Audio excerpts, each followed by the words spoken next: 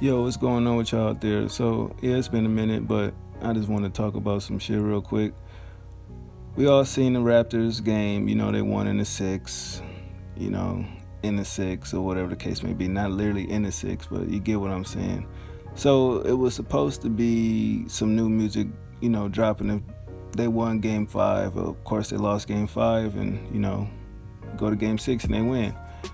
And we all waited all goddamn night to hear this music. Now, me personally, I didn't know what to expect, when Drake wants to drop music or whatever, what have you. But I just thought it would be more or less something about the actual team, Toronto, the players, how he'll name drop a couple people. I thought it would be something more like that, but it really wasn't. And I was just like, oh, okay. This nigga named drop LeBron. But I get it. But at the end of the day, I was just like, wow, I wasn't that impressed.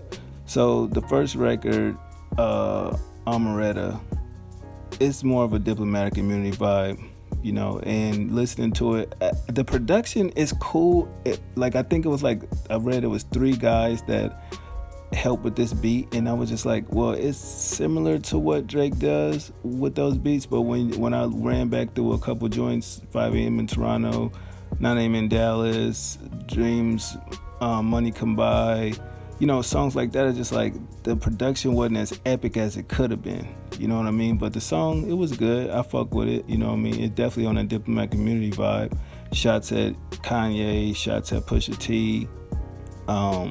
The funniest shit was when a nigga admitted that he was a petty king, and he was like, I'm gonna buy your personal items when they go off an auction. I thought that shit was hilarious, you know what I mean? And nigga basically called Benihana's pigeon food. I was like, this nigga is on the next level of rich snobbiness, so I definitely fuck with that record. Now, when it comes to Money in the Grave featuring Rick Ross, to me, my favorite collab that they did was Stay Scheming, but above that with just Ross and Drake, it has to go to Lord Knows. So when I heard this, I was just like, all right, it's I'm not feeling it. I'm not gonna sit here and cap like it's dope. I'm feeling it. I feel like the situation with Drake when it comes to MMG, he gave Meek Mill a weak verse for that that song that they did on his last album. It wasn't really the Drake that we know that he could have gave a hot 16 to Meek. And I feel like this is a lackluster joint too. You know what I mean? I feel like everybody that he had a problem with, when they came back around and it was cool, he gave little light verses to. You know what I mean? It ain't that Drake stamp of like, oh, this shit is crazy. You know what I mean? And people was blowing this shit up and I heard it. I'm like, this shit is, honestly, it's trash compared to what they used to do.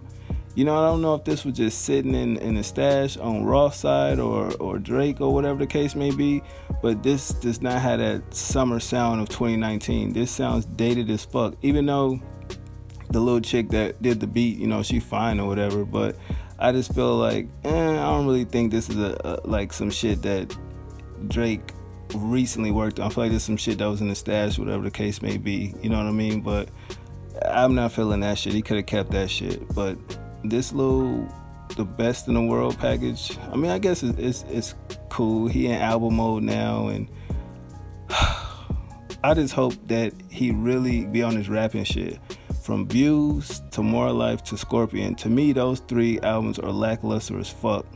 Some would say they was trash, but each project has a couple joints that I fuck with. But he definitely got to get back on that rapping shit. I still don't know why he just don't drop a mixtape, and why he feel like he's too big for a mixtape. I don't know, but out of these 2 joints, it's just like when he did Scary Hours. God's Plan was the big record, and Diplomatic Immunity, people act like they didn't hear, but that's Drake on his rapping shit. This, I'm gonna go with Omertà, you know what I mean? Because it definitely, it did what it needed to do.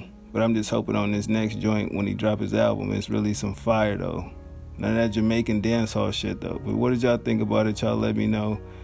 I'ma holla at y'all, man. One.